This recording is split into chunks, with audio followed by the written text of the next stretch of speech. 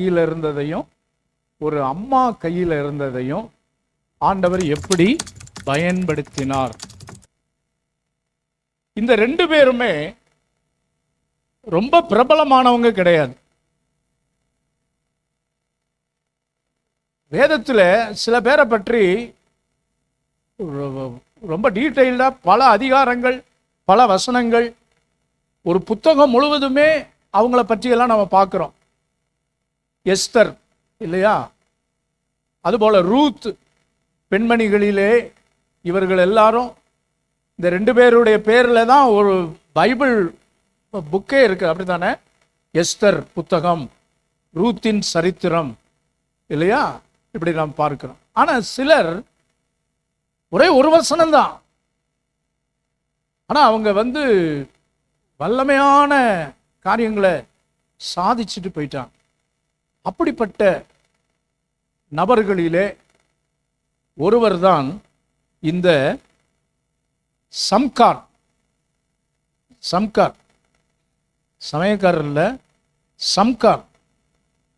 நியாயாதிபதிகளின் புத்தகம் 3ஆம் அதிகாரம் 31வது வசனத்தை ஒருவர் வாசிப்போம்.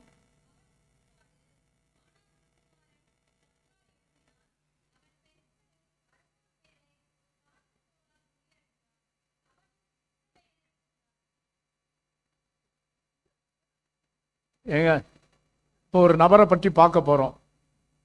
சம்கார், ஆனாத்தின் குமாரன் சம்கார் எழும்பினான். பெலிஸ்தியரில் 600 பேரை ஒரு தாற்றுக்கோலால் முறியடித்தான். அவனும் இஸ்ரவேலை ரட்சித்தான். நாம் எல்லாருக்கும் தெரியும், நியாயாதிபதிகள் புத்தகத்தில் இஸ்ரேல் ஜனங்களை ராஜாக்களுடைய ஆளுகைக்கு முன்பாக வனாந்தரத்திலே இஸ்ரேல் ஜனங்கள் கானானுக்கு நேராய் வழி நடந்து போகையில் அவ்வப்போது தலைவர்கள் மோசேக்கு அப்புறம் யாரு? யோசுவாக்கு அப்புறம் காலேப், அதுக்கப்புறமா நியாயாதிபதிகள், அவ்வப்போது நியாயாதிபதிகள் எழும்பி கிட்டத்தட்ட 16 நியாயாதிபதிகள் இல்லைங்களா, 16 நியாயாதிபதிகள் இஸ்ரவேலை அரசாண்டார்கள். அதற்கு பிற்பாடு தான் தாவீது, சாலமன், சவுல், தாவீது, சாலமன் ராஜாக்கள் எழும்பினார்கள். ராஜாக்கள் எழும்புவதற்கு முன்பாக வரைக்கும் நியாயாதிபதிகள், ஜட்ஜஸ், குறுநில மன்னர்கள் போல அவங்க தான் ஆண்டு வந்தார்கள். அதில் இந்த 16 பேர் ரொம்ப முக்கியமானவங்க. நம்ம இந்த நியாயாதிபதிகள் புத்தகத்தில் நாம் இந்த 16 பேருடைய சரித்திரமும் சொல்லப்பட்டிருக்கிறதை நாம் பார்க்கிறோம். அதிலே முக்கியமான ஒரு நபராக நமக்கு தெரியும் கிதியோன், சிம்சோன், இவங்கெல்லாம் பராக்கிரமசாலிகள், பெரிய பெரிய வேலியன்ட் ஃபைட்டர்ஸ். அவங்களுக்கெல்லாம் நிறைய வசனங்கள், நிறைய அதிகாரங்கள், அவங்க சரித்திரமே அப்படி முழுமையாக போடப்பட்டிருக்கிறது. ஆனால் இந்த சம்கார், இந்த ஒரு வசனம்தான். சம்காரை பற்றி வேற எங்கேயுமே நம்ம என்ன பண்ண முடியாது, வாசிக்க முடியாது. இந்த சம்கார் செய்த காரியம் என்ன அப்படின்னா, ஆனாத்தின் குமாரனாகிய சம்கார் எழும்பினான். அவன் பெலிஸ்தியரில் 600 பேரை ஒரு தாற்றுக்கோலால் முறியடித்தான். அவனும் இஸ்ரவேலை ரட்சித்தான். இதுதான் ஒரு brief description about the deliverer Shamgar. சரிங்களா? சரி, இந்த சம்கார் இஸ்ரவேலை ரட்சிக்கும்படி தேவனால் தெரிந்து கொள்ளப்பட்டான். பாருங்க, ஜஸ்ட் ஒன் வேர்ட்ஸ், ஒரே ஒரு வசனம்தான். One man army. அவன் பெலிஸ்தியரில் எத்தனை பேரை முறியடித்தானா? 600 பேரை முறியடித்தான், வெற்றி கொண்டான். எதிராளிகள் பெலிஸ்தியர்கள் அன்றைக்கு இஸ்ரேல் ஜனங்களுக்கு விரோதமாக இருந்தார்கள். 600 பேரை காலி பண்ணிட்டான்.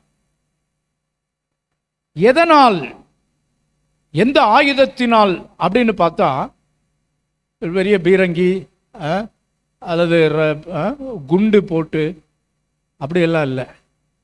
ஈட்டி, எந்த ஒரு ஆயுதமும் இல்லை. அவன் பயன்படுத்தின ஒரே ஒரு ஆயுதம் என்று சொல்லப்படுகிற ஒரு பொருள் என்னவென்றால் தாற்றுக்கோல். தாற்றுக்கோல், ஆக்ஸ் கோட் என்று சொல்லுவார்கள். தாற்றுக்கோல். தாற்றுக்கோல் அப்படின்னா என்ன அப்படின்னா, ஒரு குச்சி அல்லது கம்பு, அதனுடைய முனி கொஞ்சம் ஷார்ப்பாக இருக்கும். மரத்தால் செய்யப்பட்ட ஒரு குச்சி, அதனுடைய முடிவிலே ரொம்ப ஷார்ப்பாக கூர்மையான ஒரு பகுதி இருக்கும். அதை வைத்து மாடுகளை குறிப்பாக வேகப்படுத்துவதற்கு, நீங்கள் பார்த்துருப்பீங்க, தார்கம்பு அல்லது தார்குச்சி அப்படின்வாங்க, தாற்றுக்கோல் இல்லைங்களா, இந்த மாதிரி இருக்கும். இது ஒரு யுத்த களத்தில் பயன்படுத்துகிற பொருள் அல்ல. இது ஃபார்மிங் டூல், விவசாயிகள் பயன்படுத்துகிற. பேசிக்கலி இவன் ஒரு விவசாயி. ஏன்னா ஃபார்மர் யாரு? சம்கார். அவன் சாதாரணமாக இந்த தாற்றுக்கோலை அந்த மாடுகளை வேகப்படுத்த இந்த மாட்டு வண்டி ஓட்டுறவங்களாம் வச்சுருப்பாங்க, வச்சு அப்படி குத்தி விடுவான் தார்கம்பு. ஆமாம், அதான் அதை வச்சு அதை குத்தி விடுவாங்க வேகமாக வண்டியை இழுத்திட்டு போகிறதுக்கு. அப்படியெல்லாம் இந்த பாருங்கள், இந்த ஜல்லிக்கட்டு நடந்துச்சு, அதில் கூட மாடுகளை அந்த வாடிவாசல்ல இருந்து வெளியே அனுப்புறதுக்கு மேலேருந்து அப்படி குத்தி வாழை பிடிச்சி முறுக்கி அப்படியெல்லாம் அனுப்புவாங்க. அதற்காக பயன்படுத்தப்படுகிற ஒரு ஃபார்மிங் டூல் இது. இப்போ இஸ்ரவேல் ஜனங்களை பெலிஸ்தியர்கள் பல விதங்களிலே நெருக்கடி ஏற்படுத்துகிறார்கள், பிரச்சனை ஏற்படுத்துகிறாங்க. அப்போ கர்த்தர் இந்த சம்காரை பயன்படுத்துகிறார். அவர் கையில் இருக்கிறது எந்த ஒரு ஆயுதம் இல்லை, ஈட்டியோ கேடயமோ பட்டயமோ வாளோ, ஏன்னா வேற எந்த ஆயுதமும் இல்லை. அன்றாட வாழ்க்கைக்கு தேவையான விவசாயத்திற்கு பயன்படுத்துகிற இந்த தாற்றுக்கோள், இதை வைத்து எத்தனை பேரை முறியடிச்சானா? 600 பேரை முறியடித்தான். ஆண்டவர் நம்முடைய வாழ்க்கையில் எதையும் நம்மிடத்துல பெரிதாக ஒரு பெரிய காரியத்தை எதுவும் எதிர்பார்க்கலைங்க. நம்மிடத்துல என்ன இருக்கிறது? நம்மிடத்துல இருக்கிற சின்ன பொருள் அதான் என்கிட்ட இருக்கு. அன்னைக்கு தீர்க்கதரிசி கேட்கிறார், உன்னிடத்தில் என்ன இருக்கிறது? ஐயா, நானும் என் மகனும் சாப்பிட்டு செத்து போக விறகு பொறுக்குகிறோம். என்கிட்ட ஒரு கலசம் எண்ணெய் மாத்திரம் இருக்கிறது. அதை ஒரு அடையை செய்து சாப்பிட்டு செத்து போக. செத்து போகணுன்னா சாப்பிடாமலே செத்து போகலாம். ஆனால் இந்த அம்மா சொல்கிறாங்க, சாப்பிட்டு செத்து போக. நாங்கள் மரணிக்கும் போது கூட ஃபுல் கட்டிட்டு தான் நாங்கள் சாவோங்கிறது போல் இருக்கிறது. அவங்க என்ன காரணத்துக்காக அப்படி சொன்னாங்கன்னு தெரில. எங்களுக்கு அவ்வளோதான், என் வாழ்க்கை முடிஞ்சு போச்சு, இருக்கிற அந்த கொஞ்சம் எண்ணெயை நாங்கள் 2 அடை செஞ்சு சாப்பிட்டுட்டு எங்கள் வாழ்க்கையை முடிக்க போகிறோம் அப்படின்னு கூட அவங்க சொல்லியிருக்காங்க. ஆனால் பாருங்கள், அந்த கொஞ்சம் எண்ணெயில் கொஞ்சம் மாவு அடையை சுட்டு நீங்கள் சாப்பிட்றதுக்கு முன்னால் எனக்கு கொண்டு வாங்க. அந்த கொஞ்சத்தை கொடுத்த போது அந்த பஞ்ச நாட்கள் முழுவதும் அந்த விதவை மகன் அவர்கள் காக்கப்பட்டார்கள். அவருடைய கடன் எல்லாம் தீர்ந்து. அருமையானவர்களே, இந்த சம்கார் அவனுக்கென்று அவன் ஒரு யுத்த களத்தில் அவன் இராணுவ வீரன் அல்ல, இராணுவ வீரன் அல்ல, சாதாரண விவசாயி, லோக்கல் ஒர்க்கர். அவன் கையில் இருந்ததோ ஒரு தாற்றுக்கோல், சரிங்களா, விலங்குகளை நடத்துவதற்கு பயன்படுத்துகிற ஒரு சின்ன கோல், ஒரு பெரிய ஆயுதம் அல்ல. அதனால் எத்தனை பேரை கொண்டானா? 600 பேர். 600 பேர். இப்போ இவங்க எவ்வளோ, ஒரு 40 பேர் இருப்போமா? 40 பேர் இருக்கும். 40 35 எவ்வளோ, 40க்குள்ள இத்தனை பேர் இருக்கிறோம். 600 பேரை கனெக்ட் பண்ணி பாருங்க. 600 பேர் என்பது ஒரு பெருங்கூட்டம் இல்லையா? 600 பேர். நம்ம ஆராதனைகளில் 600 பேர் வந்த மாதிரி தெரியல. அதிகபட்சம் போனால் 250 நியூ இயர், கிறிஸ்மஸ் 200, 220, 250 வரைக்கும் போயிருக்கோம். 600 பேர். அத்தனை பேரை இந்த சம்கார் ஒரே நாளில் அந்த தாற்றுக்கோலை வைத்து, ஏங்க ஒரு இரும்பு கம்பினா கூட பரவாயில்ல, மண்டையில் போட்டால் இது குச்சி, கம்பு, மரத்தால் செய்யப்பட்டது. அதை வச்சு 600 பேரை. அப்படியானால் அவ்வளவு பெரிய மாபெரும் ரட்சிப்பை கட்டளையிட கர்த்தர் போதுமானவர். இந்த சம்காரிடத்துல தேவன் கண்ட இந்த காரியம் என்ன அப்படின்னு சொன்னா, அருமையானவர்களே, Shamgar was not a trained army man. He was faithful in his field.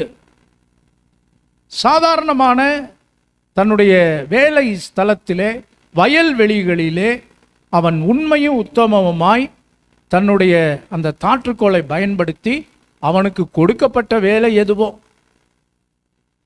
அருமையானவர்களே, கர்த்தர் உங்களுக்கு எனக்கும் என்னென்ன காரிய கர்த்தர் கொடுத்துருக்கிறாரோ, கர்த்தர் நம்மளை நம்பி கொடுத்துருக்கிற ஊழியம், கர்த்தர் நம்மளை நம்பி கொடுத்துருக்கிற குடும்பம், கர்த்தர் நம்மளை நம்பி கொடுத்துருக்கிற படிப்பு, கர்த்தர் நம்மளை நம்பி கொடுத்துருக்கிற வேலை, எதுவாக இருந்தாலும் அதில் நம்ம உண்மையுள்ள மனுஷன் பரிபூரண ஆசீர்வாதங்களை பெறுவான்.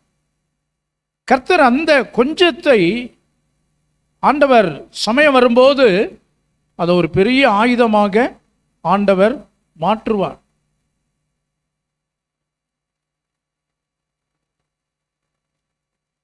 அந்த ஒரு கீழ்ப்படிதலுள்ள மனுஷன் மூலமாய்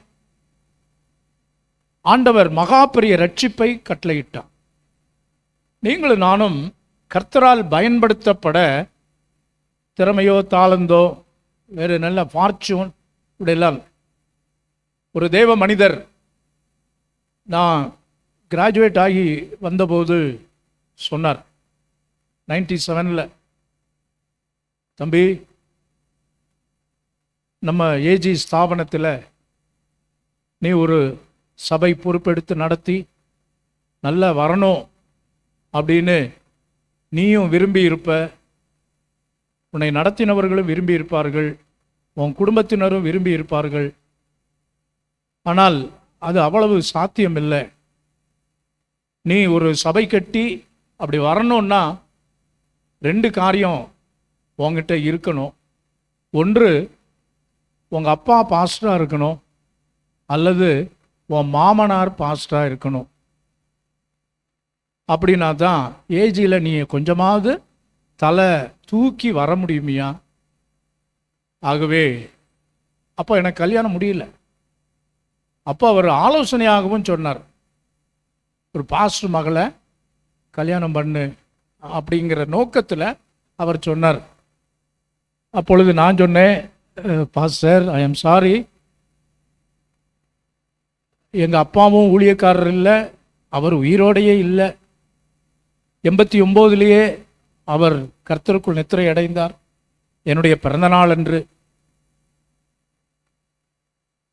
எனக்கு கல்யாணம் ஆக போகிறதும் ஊழியக்காரருடைய மகள் அல்ல, அவரும் ஊழியக்காரரும் அல்ல, அவரும் உயிரோடு இல்லை.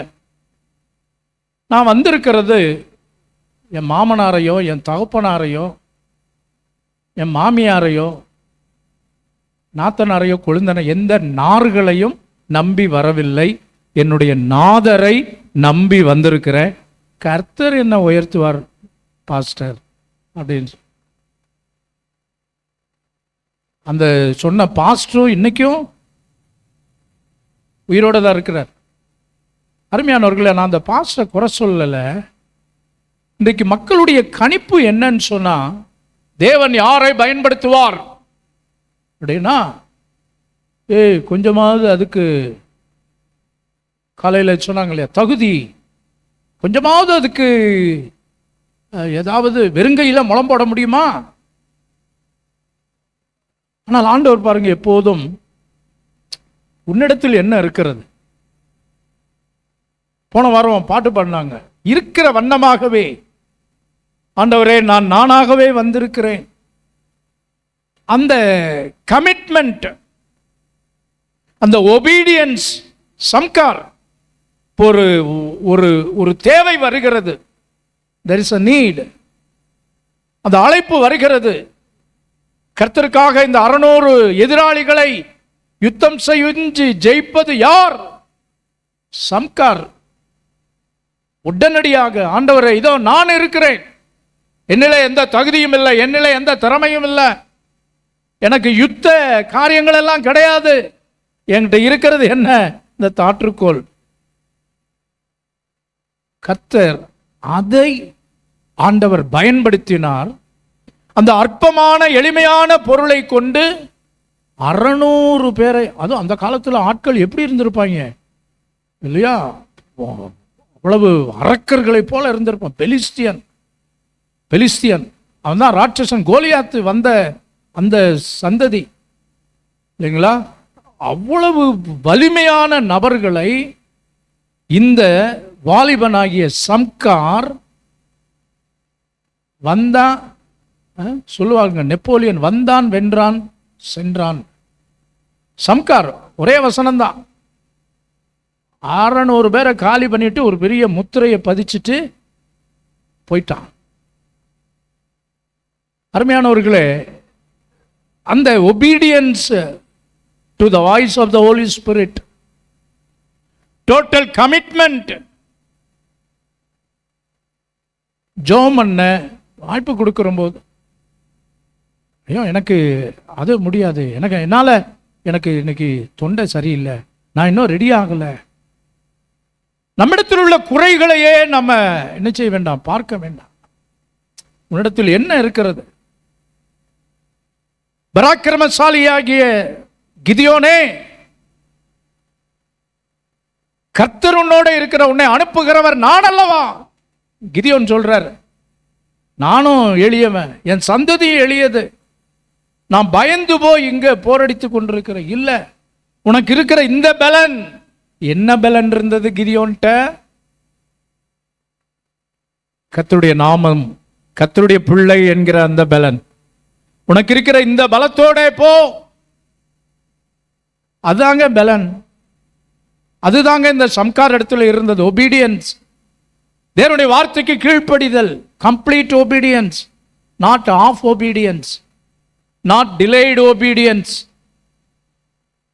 Delayed obedience is disobedience. Immediate obedience is the only real obedience. காலம் தாழ்த்தி கீழ்ப்படிதல் கீழ்ப்படிதலே இல்லை. அரைகுறையான கீழ்ப்படிதலும் கீழ்ப்படிதல் இல்லை. உடனடியான கீழ்ப்படிதல் தான் உண்மையான கீழ்ப்படிதல். சரிங்களா? தண்ணி கேட்கிறோம், விற்குது. ஜோயல் பாஸ்டர் விற்குதா, தண்ணி வேணுமா, நான் போய் வாங்கிட்டு வரேன்னு சுகுணா ஸ்டோரில் போய் அவர் அக்வா பீனா, பாஸ்டருக்கு பியூர் வாட்டராக கொடுக்கணுன்னு அக்வா பீனா அன்னைக்குன்னு பார்த்து கடையெல்லாம் அடைச்சிருச்சு, சண்டே வேறு. அவர் 1 மணி நேரம் அண்ணா பஸ் ஸ்டாண்டு போய் அலைஞ்சி அங்கே ஒரு மெடிக்கல் ஷாப்பில் போய் வாங்கிட்டு 1.5 மணி நேரம் கழித்து வர்றாரு. இங்கே பாஸ்ட் பாடி ஆயிடுவார் இல்லையா? அவர் ஒபீடியன்ஸ் தான். ஆனால் எப்படிப்பட்ட ஒபீடியன்ஸ்? டிலேடு, தாமதமாகி கீழ்ப்படுகிறார். இல்லை, உடனடியா, இம்மீடியட்டா. இன்னும் அரைகுறை ஒபீடியன்ஸ் சிலருக்கு. இது செய்யணுமா வேண்டாமா, முதல்ல மறுத்துருவாங்க. அப்புறம் யோசிச்சு ஃபோன் கால் வரும், உடனே எடுக்க மாட்டாங்க. பாசு தானே அப்படின்னு. அப்புறம் கொஞ்ச நேரம் கழித்து மனசு உறுத்தும். நிறைய பேருக்கு உறுத்துறதே இல்லை. ஒருத்தர் எடுத்து, பாஸ்டர் நேற்று மத்தியானம் கூப்பிட்டுருந்தீங்க, இப்போ தான் கொஞ்சம் ஃப்ரீயானே. என்ன பாஸ்டர்? இல்லை பிரதர், நான் இந்த இதுக்காக பிரியாணி ஆர்டர் பண்ணியிருந்தேன். அது வர்றேன்னு சொன்ன கெஸ்டெல்லாம் ரிட்டர்ன் ஆகிட்டாங்க. கேரல் ரவுண்டு வர்றேன்னு சொன்ன பாஸ்டர்ஸ் எல்லாம் அவங்க இன்றைக்கி வர முடியலைன்னு சொல்லிட்டாங்க. ஸோ அவங்களுக்காக ஆர்டர் பண்ண நிறைய சாப்பாடெல்லாம் அது உடனே, அதுக்காக தான் உங்களுக்கு ஃபோன் பண்ணேன். நீங்கள் தாமதமானதுனால நான் எல்லாருக்கும் கொடுத்துட்டேன். அப்போ தாமதமான கீழ்ப்படிதல் சாப்பாடு போச்சா? நான் என்ன சொல்ல வர்றேன்னா, நாம் சாப்பிட சாப்பாடு நான் பெரிய கொடைவள்ளல் அதுக்காக சொல்ல வரலைங்க. நம்ம ஒரு வாய்ப்பை மிஸ் பண்ணுறதுனால ஏற்படுகிற இழப்புகள், அரைகுறையான கம்ப்ளீட் ஒபீடியன்ஸ். சம்கார் அவன் பல காரியத்தை யோசிச்சிருக்கலாம் இல்லையா? நானும் விவசாயி, எனக்கும் யுத்தத்துக்கும் சம்மந்தம் இல்லை. எதிராளிகள் வர்றாங்க, அது ஒத்தைன்னா பரவாயில்ல, சமாளிக்கலாம். ஒன்றுக்கு 600 நினச்சி கூட பார்க்க முடியாது இல்லையா? 600 பேர் பாருங்க, எதை யோசிக்கல. தேவன் நம் பட்சத்தில் இருக்கிற போது மலை போல தெரிவதெல்லாம் பனி போல மறையும். அந்த நேரம் வந்த உடனே அதை பயன்படுத்துகிறதுல, இந்த வாய்ப்பை நழுவ விடாமல் இருக்கிறதுல அவன் மிகுந்த கவனமா இருந்தான். அப்படிப்பட்ட ஒரு சென்சிட்டிவான இருதயத்தை தேவன் நமக்கு தந்தருளுவாராக. அந்த அந்த ஒரு ஆப்பர்ச்சுனிட்டிக்காக அருமையானவர்களே, நாம் கற்றுக்கொள்கிற பாடம் என்ன அப்படின்னா, God does not always call the qualified, but He equipped what you have in your hand. தேவனால் அழைக்கப்பட்டவர்களை அவர் அழைத்து அவர் நம்மளை எக்யூப் பண்ணுகிறார், தகுதிப்படுத்துகிறார். நீங்க ஒருவேளை நான் ஒரு ஜஸ்ட் ஆர்டினரி பர்சன் அப்படின்னு நினைக்கலாம். ஆனால் தேவனுடைய கரத்தில் இப்போ காணிக்க போட்டாங்களே, 50 ரூபாய் போட்டாங்க, ஆனால் அது 100 ரூபாயா வந்து. You may believe others are more able, gifted, trained than me, more qualified than me. ஆனால் தேவன் அர்ப்பணிச்சீங்க பார்த்தீங்களா? உங்களுடைய அர்ப்பணிப்பை பார்த்து அவர் உங்களுக்கு தேவையான தகுதிகளை, திறமைகளை, தாளந்துகளை அவர் கொடுத்து உங்களை உயர்த்துகிற தேவன். Availability is the most than ability. Availability, I surrender, I am available. கர்த்தர் கேட்கிறார், சேனைகளின் கர்த்தர். அவர் அங்கே சிங்காசனத்தில் வீட்டு, யாரை நான் அனுப்புவேன், யார் நமது காரியமாய் போவார்? அப்பொழுது ஏசாயா சொல்லுகிறார், ஆண்டவரே இதோ நான் இருக்கிறேன், என்னை அனுப்பும். அதாங்க அவைலபிலிட்டி. நிறைய பேர்கிட்ட எபிலிட்டி இருக்கிறது, எபிலிட்டி, ஆனால் அவைலபிலிட்டி இல்லை. Be available for the kingdom of God. தேவனுடைய ராஜ்யத்திற்கென்று பணிக்கென்று நீங்களும் நானும் அவைலபிளாக இருக்கிற போது கர்த்தர் சம்காரனுடைய லைஃப் கர்த்தர் நமக்காக. God wants us through faithfulness and not flashiness. சம்காரை பற்றி வேற எங்கேயுமே நம்ம படிக்க முடியாது. அவர் ஒரு பிரபலமாகாத அன்னோட்டிஃபைடு பர்சன். ஆனால் 600 பேரை ஒரே நாளில் கொன்று கர்த்தருக்காக பெரிய காரியங்களை செய்தார். Flash news. ஒரு பெரிய முக்கியமான நபர், நம்மளெல்லாம் யாருன்னே, இந்த சென்னையில் ஒரு கல்யாணத்துக்கு போயிருந்தோம். சென்னையில் இருக்கிற பெரிய பெரிய ஊழியக்காரங்களாம் அங்கே வந்திருந்தாங்க. அண்ணன் ரீனுகுமார், பாஸ்டர் ரீனுகுமார், பாஸ்டர் ஆல்வின் தாமஸ். சர்ச்சில் வச்சு திடீர்னு பார்க்குற அண்ணன் ஐசக் ஜோ, இவளெல்லாம் பிரபலமான பாடகர். எத்தனையோ ஊழியக்காரங்க, பெரிய பெரிய ஊழியக்காரங்க. பாஸ்டர் கல்யாணகுமார். நான் இருந்த வரைக்கும் இத்தனை பேர், அதுக்கப்புறமா எத்தனை பேர் வந்தாங்களோ அல்லது எனக்கு முன்னால் எத்தனை பெரிய பெரிய ஊழியக்காரங்க போனாங்க. இவங்களெல்லாம் நோட்டிஃபைடு, எல்லாம் இன்னைக்கு உலகம் முழுவதும் பிரபலமானவர்கள். ஜோயல் தாமஸ் ராஜ் இல்லைங்களா,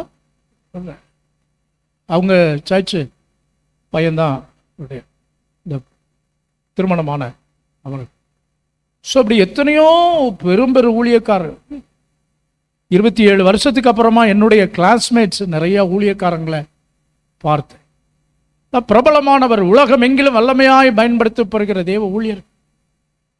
சம்கார் அப்படிப்பட்ட ஒரு ஆள் கிடையாது. ஆனால் அவரிடத்தில் இருந்த இந்த commitment, obedience, availability to the call of God, கர்த்தர் மிகப்பெரிய ரட்சிப்பை தேவன் கட்டளையிட்ட இந்திய தேசத்தில் ஒரு நாட்களிலே, இந்த ஆண்டில் கர்த்தர் உங்கள் ஒவ்வொருவரை கொண்டும், நம்ம சபையில் இருக்கிற சிறு பிள்ளைகள் முதற்கொண்டு, சாம முதற்கொண்டு, சரிங்களா, நான் அதுக்கு கீழே உள்ள பிள்ளைகளாக இருக்கிறாங்க, ஜெய்சேம், பெஸ்லேல், கிடிய, இப்படி எல்லாம் இந்த ஒவ்வொருவருக்கு பின்னாலையும் நான் இப்போ அவங்க என்ன நிலைமையில் இருக்கிறாங்க அப்படிங்கிறதல்ல, இனி வரும் காலங்களிலே இப்பொழுதே கர்த்தருடைய வார்த்தைகள் இவைகளுக்கெல்லாம் முன்னுரிமை, முக்கியத்துவம் கொடுக்கிற தேவ பிள்ளைகளை வரும் காலங்களிலே கர்த்தர் அவிதமாய். ஆண்டவரே, அருமையானவர்களே, தேவன் நமக்கு ஒரு பெரிய பிளாட்ஃபார்ம், எனக்கு இது மட்டும் இருந்துச்சுன்னா நான் இன்னும் நல்ல பெரிய காரியம் செய், எனக்கு இது மட்டும் இருந்துச்சுன்னா இல்லை. சம்கார் அப்படியெல்லாம் சொல்லலை. இருக்கிறது எதுவோ அதை பயன்படுத்தணும். நம்ம வேன் வாங்கின போது சொன்னாங்க நிறைய பேர், இல்லை நம்ம சபை மக்களை நல்ல ஆர்வத்தோடு தான், பாஸ்டர் இது டிவிடி எல்லாம் மாட்டுங்க, வீடியோ கோச்சா இதை மாற்றுங்க, அப்போ தான் டூருக்கு நல்ல ஆட்கள்லாம் வருவாங்க, நல்ல ஸ்பீக்கர் சிஸ்டம் எல்லாம் போட்டு நீங்கள் ஏசி கூட பண்ணலாம், அப்படியெல்லாம் பல காரியங்களை எல்லாம் சொன்னாங்க. எல்லாம் நல்லதுக்கு தான் சொன்னாங்க, அவங்க யாரும் தீமைக்கு சொல்லலை. ஆனால் நம்முடைய நோக்கம், நம்முடைய பர்பஸ் அது ஒரு டூர் பர்பஸ் அப்படி அல்ல. ஊழியம், இடங்களுக்கு போகணும், ஜாமான்கள் எல்லாம் நம்ம ஏற்றி வைக்கணும் இப்படிங்கிறது, அதுக்காக ஒரு பண செலவு அப்படியெல்லாம் நம்ம செய்யணுமா, அப்படி இருந்தால் நாம் அதெல்லாம் செய்யலை. ஆனாலும் கர்த்தருடைய பணி அது நடந்துக்கிட்டு இருக்கு. இன்றைக்கி தமிழ்நாடு முழுவதும் நம்முடைய வேன் அநேக ஊழியருக்கு அப்படியெல்லாம் போயிட்டு வருகிறது. அதுக்காக நம்ம செலவழிக்காமல் இல்லை, கிட்டத்தட்ட 1.25 லட்சத்துக்கு மேலே இந்த நவம்பர், டிசம்பர், ஜனவரி மாதங்களிலே அதை மெயின்டெனன்ஸ் பண்ண ஆனுவல் எஃப்சி, டேக்ஸு, இன்சூரன்ஸு, அது சம்பந்தமான வேலைகள் அப்படியெல்லாம் நம்ம பண்ணியிருக்கிறோம். என்ன சொல்ல வருகிறேன் என்றால், நம்மிடத்தில் அந்த காரியங்கள் எல்லாம் இது இல்லைனாலும், வாட் இஸ் அந்த டைம்லி நீடு, அந்த நேரத்திற்கு என்ன தேவை, அதை எல்லாம். You don't need a recognition but willingness. ஒரே ஒரு வசனம்தான் அவரை குறித்து சொல்லப்படுகிறது. இன்னைக்கு சரித்திரத்தில் சம்கார் அப்படின்னா தாற்றுக்கோளால் 600 பேரை வீழ்த்தினவன். ஒரே வசனம் தாங்க, ஒரே ஒரு வாழ்க்கை தான் நமக்கு இன்னொரு ஆப்பர்ச்சுனிட்டி அப்படியெல்லாம் கிடையாது. ஒரு வாழ்க்கையில் என்ன சாதிக்கிறோம்? அருமையான தேவனுடைய பிள்ளைகளே, இன்னைக்கு நீங்களும் நானும் அர்ப்பணிப்போம் ஆண்டவரிடத்தில். நம்முடைய கையில் என்ன இருக்க, வெறும் தாற்றுக்கோல் பரவாயில்ல, ஆண்டவரிடத்தில் அர்ப்பணிப்போம், ஆண்டவர் பலப்படுத்துவார். சம்கார், இன்னொரு லேடி, பெண்களையும் ஆண்டவர் பயன்படுத்துவார், அப்படிதானே? நம்முடைய தேசத்தின் ஜனாதிபதியே யாரு? ஒரு பெண் தான், மிஸ்ஸஸ் திரௌபதி முர்மு. நாம யார் படத்தை போடுங்கயா, president of India, first lady.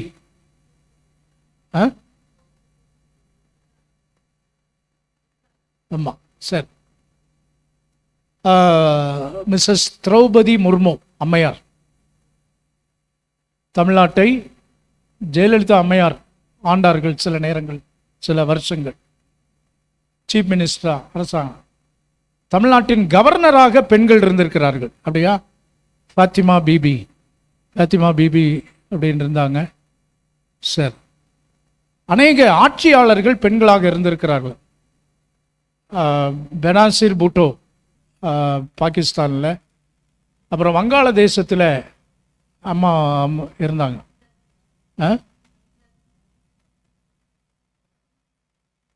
இதோ ஒரு பேகம்னு வருமே, பேகம் கலித்தா, சரி, ஓகே. எனக்கு இருக்கிற கொஞ்ச நாலேஜும் உங்கள்கிட்ட கேள்வி கேட்டு அது இப்போ இல்லை. ஓகே, சரி. வங்கதேச பிரதமர் இப்போ கூட இந்தியாவில் வந்து தஞ்சம் அடைஞ்சு இருந்தாருங்களே, அவங்க பேர் என்ன?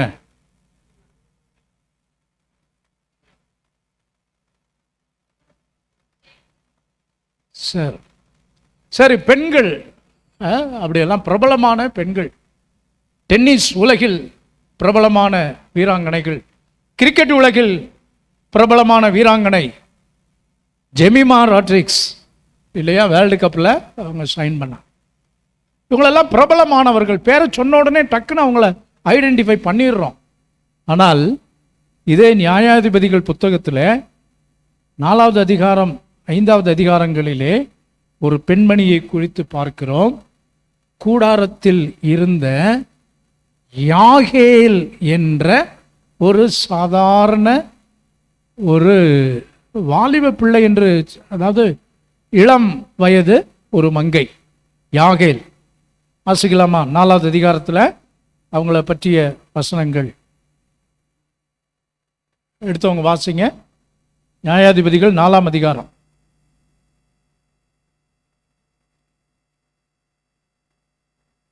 யாகேல் கூடார ஆணியை எடுத்து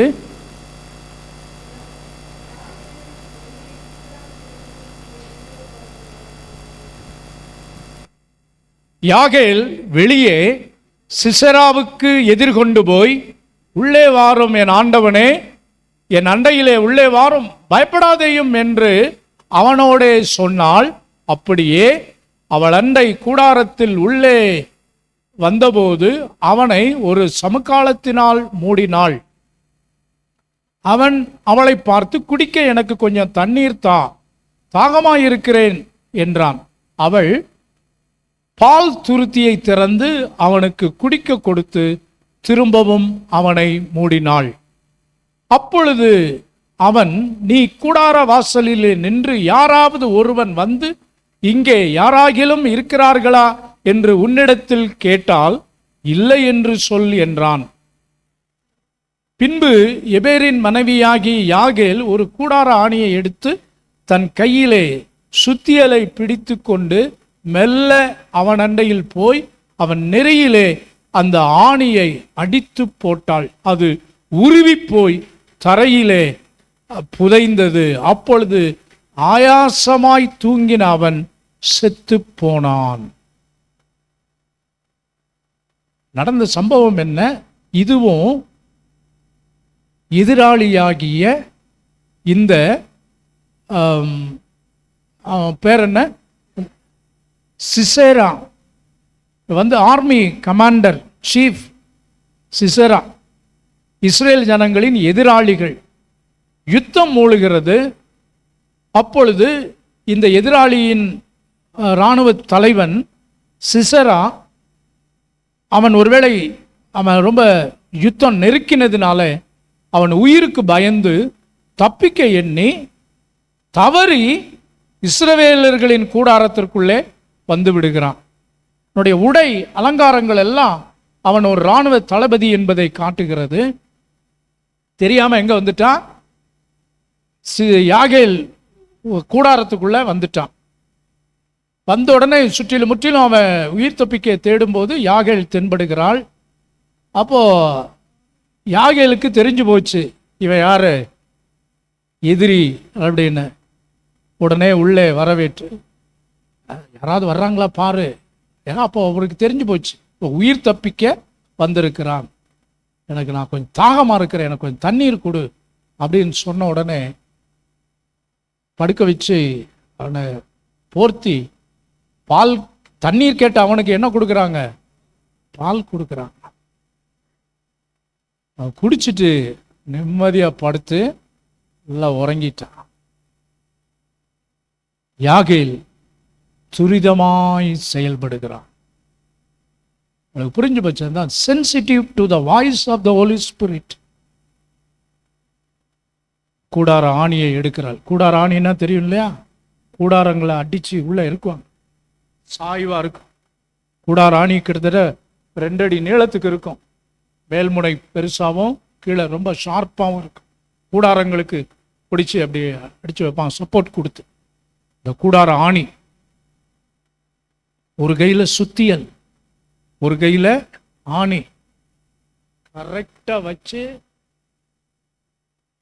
2 அல்ல 3 போர்டு அல்ல, ஒரே போர்டு. பெண்களுக்கு இந்த மாதிரி நேரத்தில் வந்துடும், தாண்டவம் ஆடிடுவாங்க. ருத்ர தாண்டவம் கொஞ்ச நஞ்சமா. அவ்வளவு நேரம் சாதுவாய் குணசாலியும் கூடாரவாசியுமாய், பெண் என்றால் பேயும் இறங்கும்னு சொல்லி பெருமை மிகு பெண்கள் சமயம் வந்த உடனே, ஏங்க இது நெகட்டிவாக இல்லைங்க, இதுதான் தேவன் எதிர்பார்க்கிற ஒரு ஒரு அந்த டிராமாட்டிக் சேஞ்ச். உங்கள் மனம் புதிதாகிறதுனால அப்படியே நீங்க என்னைக்கு வரைக்கும் அப்படியே கிச்சன்லயே அடங்கி கிடப்பீங்க? உங்களுக்கான வேலை வந்து விட்டது, வெளியே வாங்க. உன் கையில என்ன இருக்கிறது? இங்கேயும் ஒரு பெரிய இன்ஸ்ட்ருமெண்ட் இல்லைங்க. கூடாரம் அடிக்கிறது ஹோம்லி, ஏன்னா வீட்டு தேவையான பொருள். சுத்தியல் வீட்டில் பயன்படுத்துறது. யுத்தத்திற்கு யாராவது சுத்தியல் கொண்டு போவாங்களா? கூடார ஆணியை கொண்டு போவாங்களா? இல்லை. ஆனால் பாருங்க, யுத்தத்தில் சம்பந்தப்பட்ட ஒரு எதிராளியை, அவர் பெரிய கேப்டன், இராணுவ வீரன், தளபதி சிசனா, அவனை குறித்து பராக்கிரமம் செய்கிறவன் என்றெல்லாம் சொல்ல, அவ்வளோ பெரிய ஆளை தன்னுடைய மதி நுட்பத்தால் சூழ்நிலைமையை புரிந்து கொண்டு சரியான விவேகத்தோடு ஞானத்தோடு, பாருங்க, கொஞ்சம் பிசகி இருந்து வேற எங்கேயாவது அடிக்க போய் அவன் முழிச்சிருந்தான்னா சாப்டர் க்ளோஸ். அவனுக்கு ஆயுதமே தேவையில்லை, கழுத்து நிறுத்திய கொண்டு போட்டிருப்பான். சும்மா இந்த காடையை தோல் உரிக்கிற மாதிரி பிச்சிருப்பான் இந்த யாகையில். பாருங்க எவ்வளவு ஞானமாய் நிதானமாய் பரிசுத்த ஆவியானுடைய நடத்துதலோடு. எல்லாம் காரணம் என்ன? கையில் இருந்த அந்த அதுவல்ல முக்கியம். சம்கார் கையில் இருந்த தாற்றுக்கோலோ, யாகேல் கையில் இருந்த கூடார ஆணியோ அது முக்கியமல்ல. அதற்கு பின்பாக sensitive to the voice of the Holi Spirit, availability. தேவனுடைய ஆண்டவர், இவங்க யுத்தத்துக்கு போகல, பேட்டில் ஃபீல்டு அல்ல, இது வீடு. ஆனா எதிராளியை தேவன், பாருங்க, நம்ம வழிகள் கர்த்தருக்கு பிரியமுள்ளவர்களாக இருந்தா கர்த்தர் நம்முடைய எதிராளிகளையும் நம்ம கையில ஆண்டவர் கொண்டு வருவார், சமாதானமாகும்படி செய்வார். சரிங்களா? யாக்கோபு கர்த்தருக்கு பிரியமாய் நடந்து கொண்டபடியினால சத்ருவாகிய லாபான் அவனுக்கு தீமை செய்யும்படி வருகிறான். கர்த்தரை எச்சரிக்கிறார், என் மகனை விட நன்மை அன்றி தீமை ஒன்று பேசாதபடி எச்சரிக்கையாயிரு. கர்த்தர் பாருங்க, ஏனென்றால் யாக்கோபுடைய வழிகள் தேவனுக்கு பிரியமுள்ளவைகளாக இருந்தது. ஜெபித்து அவன் ஆண்டவருடைய சமூகத்திலிருந்து பலனை பெற்றுக்கொண்டான். Victory belongs to the Lord, but he chooses the willingness to his call. பாருங்க, வீட்டில் இருந்து கொண்டே ஒர்க் ஃப்ரம் ஹோம். ஒரு பெரிய இராணுவ தளபதியவே ஜோலியை முடிச்சிட்டாங்க. Work from home. யாரும் ஒர்க் ஃப்ரம் ஹோமில் இருக்கீங்களா? சங்கீதா, இன்னும் ஒர்க் ஃப்ரம் ஹோம். கவலைப்படாதீங்க, கர்த்தர் அதுலேயும் ஒரு நோக்கம், திட்டம் வச்சிருப்பார். ஒரு மனைவி, இவன் இளம் மனைவி இல்லையா, அவனுடைய கணவனுடைய பேரெல்லாம் போடப்பட்டிருக்கிறது. இந்த யாகேலுடைய பாருங்க, அவன் பேர் என்ன? ஏபேர் இல்லையா? ஏபேரின் கேனியன் ஆகிய, கேனையன் இல்லைங்க, கேனியன். நிறைய பேர் வாசிப்பேன் கேனையன் ஆகிய ஏபேர். அவன் கேனையன் இல்லை, கேனியன், கேனனைட் சரிங்களா, கானானிய அந்த இதில் வந்தவன் கேனியன் ஆகிய ஏபேர். ஊர் பேர் கேனன், அவன் பேர் ஏபேர், ஏபேருடைய மனைவி சரிங்களா. ஒரு மருமக போய் மாமியார் காணாமன்னு போலீஸ் ஸ்டேஷனில் கம்ப்ளைண்ட் கொடுத்தாங்களாம். இன்ஸ்பெக்டர் சார், என் மாமியாரை காணா, 2 நாள் ஆச்சு, எங்கே இருக்காங்கன்னே தெரில. அவருக்கு சந்தோஷம், பரவாயில்லையே, மருமக மாமியார் மேலே எவ்வளோ பாசம் வச்சுருந்தா, காணாமல் போன மாமியாரை 2 நாள் கழித்து தேடி வந்து மாமியாரை எங்கன்னு கண்டுபிடிச்சி கொடுங்கன்னு கேட்பான். ஏம்மா அவ்வளவு பாசமாக? சாச்சா அதெல்லாம் ஒன்றும் கிடையாதுங்க, 2 நாளைக்கு முன்னால் எங்கள் 2 பேருக்கும் ஒரு சண்டை பாதியில் நிற்கிது, அந்த அம்மா எஸ்கேப் ஆகி போயிடுச்சு, சண்டையை கண்டினியூ பண்ணணும், என்னால் முடியலை, வரைச்சி எப்படியாவது கண்டுபிடிச்சி கொண்டு வா. அட பாவிகளா, மாமியாரை தேடுறதுக்கு இப்படி குணசாலியும் கூடாரவாசியுமா இருந்த இந்த யாகேல் பாருங்க, அந்த சந்தர்ப்பம் வந்தபோது தன்னுடைய சுய ரூபத்தை, ஏனென்றால் இவள் தேவனுடைய பிள்ளை, சத்ருவுக்கு இடம் கொடாதே, அந்த ஞானம், விவேகம், நாலெட்ஜ் அண்ட் விஸ்டம், அழகு இருக்கும், ஆனா என்ன இருக்காது? அறிவு இருக்காது. தேவனுடைய பிள்ளைகளுக்கு அழகும் இருக்கணும், அறிவும் இருக்கணும். நம்ம சபையில் 2மே இருக்கு, எல்லாருக்கும் அழகும் இருக்கு, அறிவும் இருக்கு. வருங்காலத்தில் அது சந்தர்ப்பம் வர்றபோது தான் தெரியும். ஷேக்ஸ்பியர்கிட்ட ஒரு அழகான ஒரு நடிகை மெர்லின் மன்ரோ, அவங்க வந்து கேட்டாங்களாம், என்னுடைய இல்லை பெர்னாட் ஷா தத்துவ ஞானி இருக்கார்ல, பெர்னாட் ஷா, அவர்கிட்ட வந்து கேட்டுச்சான் ஒரு அந்த மெர்லின் மன்ரோ நடிகை, நம்ம 2 பேரும் கல்யாணம் பண்ணிக்குவோம், என்னுடைய அழகும் உன்னுடைய அறிவும் சேர்ந்து நமக்கு ஒரு குமாரன் பிறந்தால், நமக்கு ஒரு மக பிறந்தால், அது எவ்வளவோ அறிவும் ஞானம். இப்போ அவர் சொன்னாரா, அது உண்மைதான், நம்ம 2 பேரும் கல்யாணம் பண்ணிக்கலாம், ஆனால் ஏன் அழகும் அறிவும் வந்துருச்சுன்னா நம்ம பிள்ளைக்கு அது என்ன ஆகும், அதனால் இதை விட்டுரு அப்படின்னா. சில பேர் அழகு இருந்தாலும் அறிவு, ஆனால் இந்த யாகேல் ஜெயல், அருமையான தேவனுடைய பிள்ளைகளே, அழகு இருக்கிற அதே இடத்துல அறிவு இருக்கணும். புத்தியுள்ள ஸ்திரீ தன் வீட்டை கட்டுகிறாள், புத்தி இல்லாதவளோ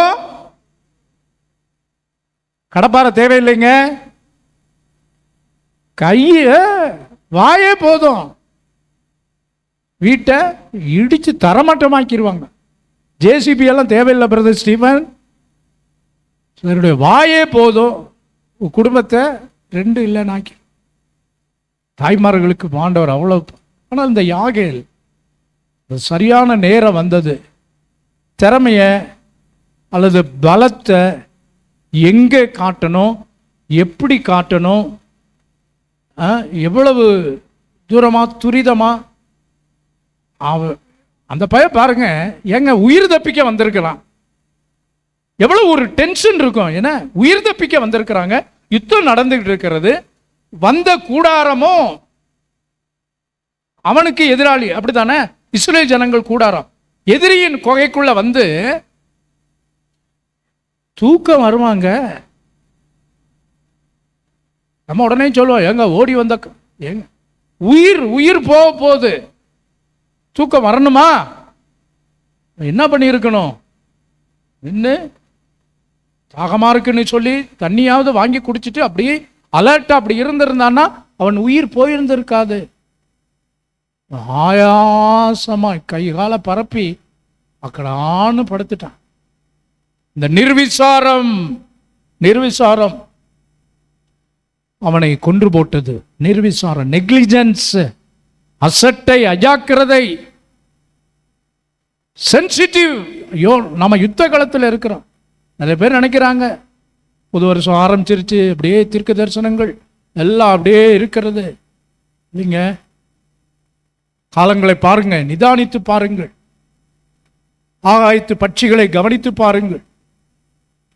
நாம் சந்திக்கிற மரணங்கள், நாம் சந்திக்கிற கஷ்டங்கள் எல்லாம் தேவன் அதை நம்முடைய வாழ்க்கையில் நமக்கெல்லாம் ஆயுசு நாட்களை கூட கொடுத்திருக்கிறார். கர்த்தருக்கு மகிமை உண்டாகட்டும்.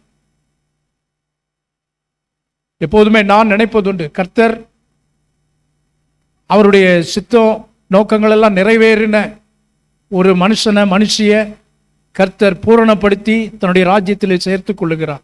ஏன் இன்னும் உங்களுக்கு எனக்கும் தீர்க்க ஆயுசையும் கொடுத்து கொரோனாவில் காப்பாற்றி, சுனாமியில் காப்பாற்றி, நமக்கு வந்த பேர் ஆபத்துகளிலே நம்ம காப்பாற்றி, இன்னும் அடிஷ்னலாக 1 இயர் 1.5 வருஷம் இப்படியெல்லாம் ஆயுசு நாட்களை கூட கொடுத்து சுகவீன பலவீன நேரங்களிலே நான் சொல்வது உண்டு. என்னைக்கோ டிக்கெட் வாங்கினவன் அப்போலோ ஹாஸ்பிட்டலில் நேரம் குறிச்சிட்டாங்க, 12 மணி நேரம் கழிச்சு தாங்க இவருக்கு என்னான்னு சொல்ல முடியும். இங்கே இருக்கிறீங்க, அந்த நாட்களை கண்டவர்கள், நோடு கூட இருந்தவர்கள். ஏன் ஆண்டவர் நமக்கு அடிஷ்னலாக இன்னொரு எக்ஸ்டெண்ட் பண்ணியிருக்கிறாரு ஜீவிய காலங்களை. இன்னும் நாம் செய்ய வேண்டிய நிறைவேற்ற வேண்டிய கடமைகள் ஏராளம் உண்டு. அந்த நாள் வரை தேவன் நம்மோடு இருப்பார். ஆகவே நம்ம கையில் என்ன இருக்கிறதோ இவைகளை பயன்படுத்தி கர்த்தருக்காக பெரிய காரியங்களை செய்ய ஆண்டவர் நம்மை பலப்படுத்துவாராக. ஜெபம் பண்ணுவோமா? சகோதரர்களை, யாராவது ஒருவர் ஏவப்பட்டவர்கள், நீங்கள் இந்த காரியங்களை மனசில் வச்சு ஒரு ஜெபம் பண்ணுங்க. எழுமி நின்று ஜெபம் பண்ணுங்க.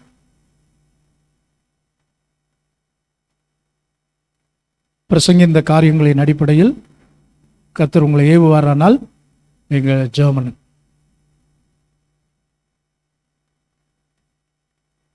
யாராவது ஒருத்தர், ஆண்களிலே யாராவது ஒருவர் இந்த வார்த்தைகளை மனதில் வைத்து ஜெபம் பண்ணு.